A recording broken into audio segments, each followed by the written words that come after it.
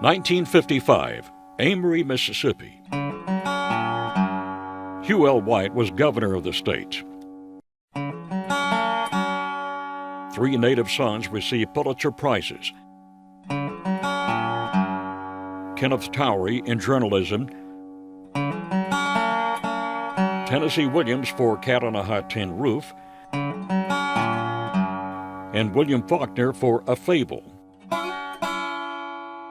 In Amory, life was slow, as most Southern literature depicted.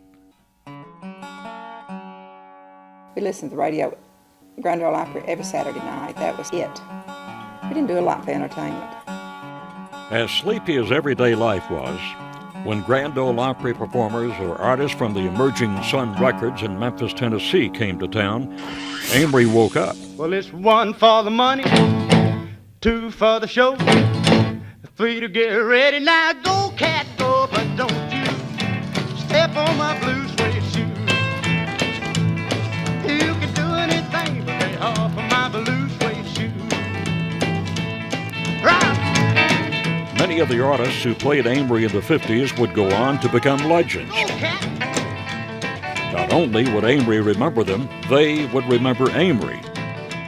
W.S. Fluke Holland, drummer for Johnny Cash for almost 40 years, got his start playing drums in the Carl Perkins Band. Of all the places, Amory, Mississippi, for some reason, when Carl Perkins and his band performed, no matter who was on the show, if we were with Elvis or John or Jerry Lee or whoever, it's like the next day they had to put the new roof on the building.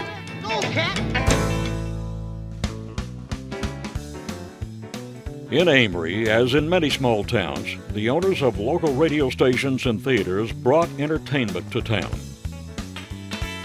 Charles Boren was both a pioneer in radio and owner of theaters in several northeast Mississippi communities. Movies to music, if it was happening, Boren usually was in the middle of it. We listened to WAMY. Charlie Boren was a very good promoter of everything in Amory, and of course, great voice. Charlie joined with Bob Evans and Bob McRaney in putting in WAMY. That was the first radio station, the only radio station in Amory. Charlie knew in some way what people wanted. They knew what they wanted to come to see. He was a promoter extraordinaire.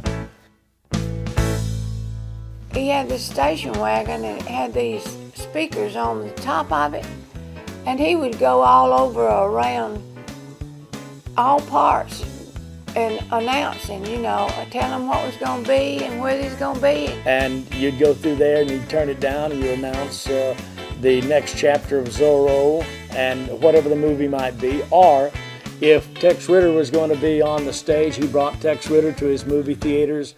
He mainly promoted rockabilly, you might say now, and gospel. The thing that stuck with me was all these performers would come, like Tex Ritter and Don Redberry and Elvis, of course, and Carl Perkins and Johnny Cash and Sunset Carson and all of them, and he'd get his speakers out. Well, he'd have to take them down. He just kept them on his car. The late musician Jimmy Roby, as a child performer, played on the same bill with artists who had become giants in the music industry. I was a little star in Amory. I played guitar and they had a little radio show. And then all the big shows that came to the theaters here, the National Guard Army, they'd be sure that they got me on the show, radio station would. So that's how I ended up on all them Elvis and Johnny Cash shows. In fall 1955, Perkins played at the Armory with Johnny Cash. Cash would later recall on national TV and in his biography that it was after the Amory performance that he told Perkins about an Air Force buddy using the expression, "Don't step on my blue suede shoes." It could have been of the drive back to Tennessee, Holland speculates, when he heard Cash relating the song idea. I was riding in the car with Marshall, and John and Carl was sitting in the back seat, and John was sitting in the back with his feet propped up on the front of the back of the front seat, and he's looking at his foot sticking up there, and he said, "Carl, you ought to write a song about some shoes." And that's about all there was to it. And then a little while later, I said, maybe you ought to write a song about some blue suede shoes or something. Back home in Tennessee, a few nights later, Fluke Holland played with Carl and his brothers at Tommy's Drive-In, where Carl saw for himself how important a pair of shoes could be. He told the story in a 1992 interview on NBC. At that point, Carl and I had 2 small children, and I was playing about 4 nights a week at the local, they call them clubs now, child, but they were called honky-tonks back then. And this cat one night had on a pair, he was dancing with a beautiful girl who had on a pleated skirt, and they did a lot of turning, and he said, "Don't step on my suedes." And he wasn't joking. And he hurt her feelings, and her pretty face said, "Oh, well, excuse me." And I thought, you fool. Man, I'd like to have a pair of them shoes, but I would never tell a beautiful girl not to step on them. Later that evening, he put pencil to paper and wrote the song that would put him in the Rock and Roll Hall of Fame. And I wrote blue suede shoes on a brown paper bag. All I was having to do was pick out the lines. They were flooding my soul, and I was thinking of things like burn my house, steal my car, drink my liquor from Whole Foods. I was just getting it down as fast as I could. Perkins and his brothers auditioned Blue Suede Shoes for Sun Records in early December 1955, recording 3 versions of the song. Blue Suede Shoes was released in January 1956 with Honey Don't as side B. See, actually, if you listen to Blue Suede Shoes, we didn't actually do the stops right on it. See, we didn't know to. We didn't rehearse, and nobody showed us how. The first time we actually played it is when we went to Memphis to record it. Well, it's 1 for the money, 2 for the show, 3 to get ready. Now go, cat, go, but don't you step on my blue suede shoes. You can do anything but lay off of my blue suede shoes. The audience in Amory knew a hit when they heard one. The response to Blue Suede Shoes foretold the success of the song that would become Sun Records' first million seller. Other favorites were on the show that evening, School Night as many recall, but there was one star. The night that they had Elvis National Guard Armor with Carl and Johnny Cash, actually Carl had just cut Blue Suede Shoes, but he hadn't released it yet. And he sang it and done it, and he brought the house down. You'll still run into people, even now, that say, "Well, I was at that show that night at the Armory." "Oh, yeah, man, I remember Carl Perkins, he just stole the show." Well, I went with Rob Lee and Albert and Curtis and Jimmy, I guess all of us that run the fish house, worked at the fish house and everything. We went that night. And it was packed. It was a packed show because they got the bleachers there at the old Armory, and then Charlie had chairs out there too. It cost $1 to get in and $2 for a reserve seat. So we didn't have $2, so she said, "Let's just go up there and get us one of them seats up front." Said, "You can't do nothing to make us move." So that's what we said. Elvis Presley was there, but Carl Perkins really stole the show. Everybody would holler every time you go backstage. They'd clap their hands and holler, Carl Perkins. So they would let him come back out. I think he played Blue Suede Shoes several times. Blue Suede Shoes, Carl Perkins sung that, and I don't remember what Elvis sung. The impact of Perkins' crowd-pleasing performance was not lost on Elvis, whose contract had just been sold by Sun Records to RCA. Burn my house, steal my car, drank my liquor from my old fruit jar. I think Elvis had 2 records out. He had That's All Right Mama and Mystery Train was his second one. And I was standing backstage. Elvis probably 19, 20, 21 years old. Had blonde hair, he didn't even have his hair dyed back then. And he kept borrowing my comb. I had a little comb, you know, little pocket combs with your clip you stick in your pocket back then. And I bet you that boy borrowed my comb 50 times, combing DuckTales. That's the nervousest kid I ever seen in my life. He just total nerve. And Elvis and Carl was up on the stage singing Blue Suede Shoes, and he couldn't stand it. I mean, it was just tearing him up, you know. Amory, Mississippi was the last time that Carl Perkins and Elvis ever performed together. That was the last show that they ever did together. I can't believe that it was jealousy. I mean, Elvis was Elvis. And I mean, you know, at that particular time, I mean, as far as his popularity in the South goes, Elvis was really starting to catch on. I think that it might, if you put yourself in Elvis's shoes, I mean, who wants to be considered the star of the show and then the man that's not the star of the show upstaging you? I think at that particular time, that was probably a wise decision on his part. Blue Suede Shoes became Billboard magazine's first all-market hit in history, crossing over from country to rhythm and blues to pop charts, selling 2 million copies. My earliest recollection that the song had changed our life was during the Christmas of 1956. Blue Suede Shoes came out January 2nd, 1956. And I can remember our Christmas of 56, the new electric train I got. Elvis recorded Blue Suede Shoes in August of 56. Dad's version of Blue Suede had already done its thing. It had already gone to the top of the charts. Elvis has got to like number 19 in the charts. Through the years, you know, a lot of folks that weren't in that early generation of the music,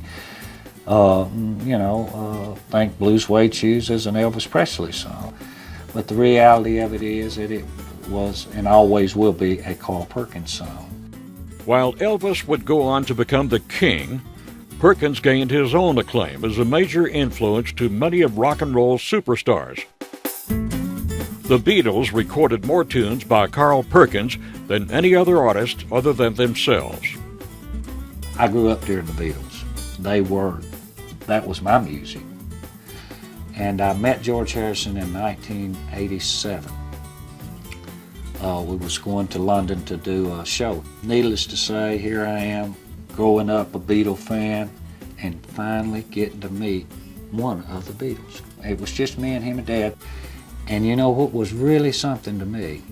I looked at this whole situation, and there George Harrison was looking at my daddy the same way I was looking at George Harrison.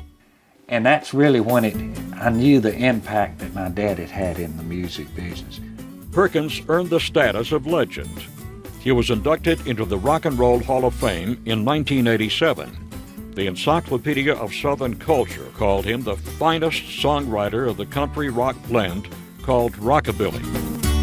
Fluke Holland still has the drums he used on the Blue Suede Shoes recording, and that's not all he has in his music room at home in Jackson, Tennessee. In Amory, Mississippi, we wore that band suit right there. That is the time period that we played Amory.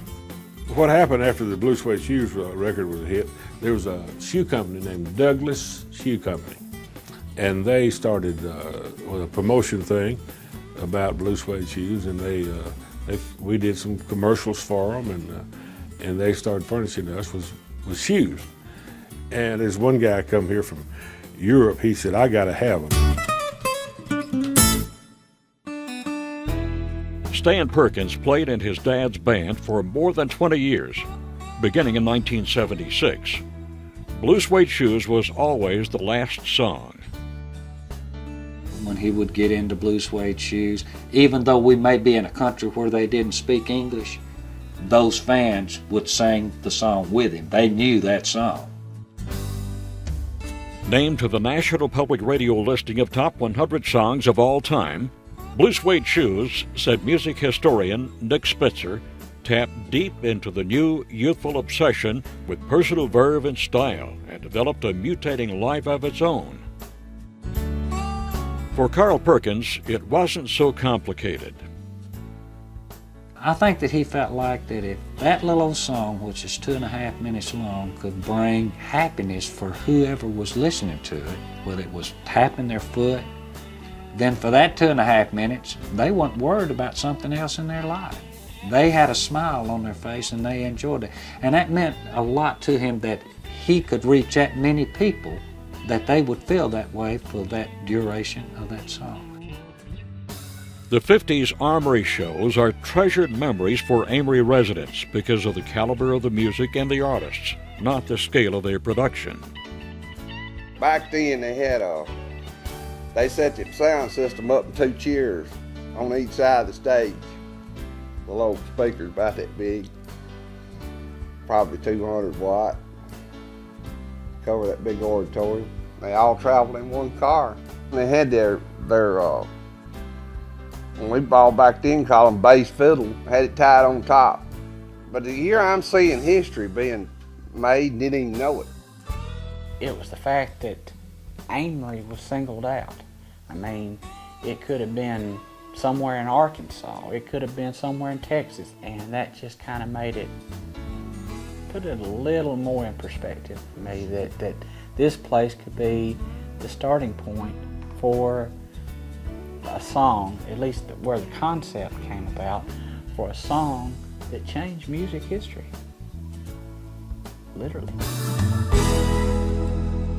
Indeed, in Amory, Mississippi, and around the world, Blue Suede Shoes lives on. Well, it's 1 for the money, 2 for the show, 3 to get ready. Now go, cat, go, but don't you step on my blue suede shoes. You can do anything but lay off of my blue suede shoes.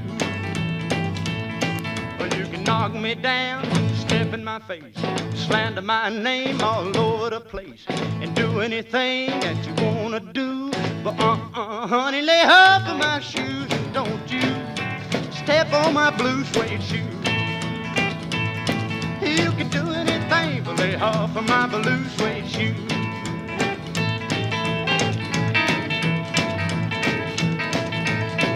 Oh, let's go, cat.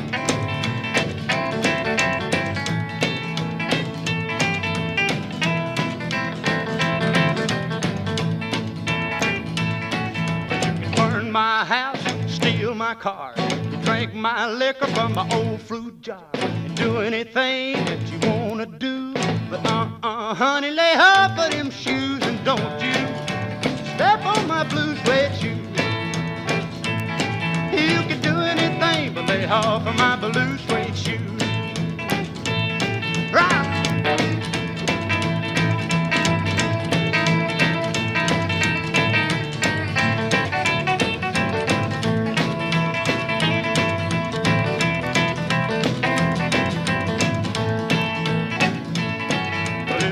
For the money, 2 for the show, 3 to get ready. Now go, cat, go, but don't you step on my blue suede shoes. You can do anything but lay off of my blue suede shoes. But it's blue, blue, blue suede shoes, blue, blue, blue suede shoes, yeah, blue, blue, blue suede shoes, baby, blue, blue, blue suede shoes. You can do anything but lay off of my blue suede shoes.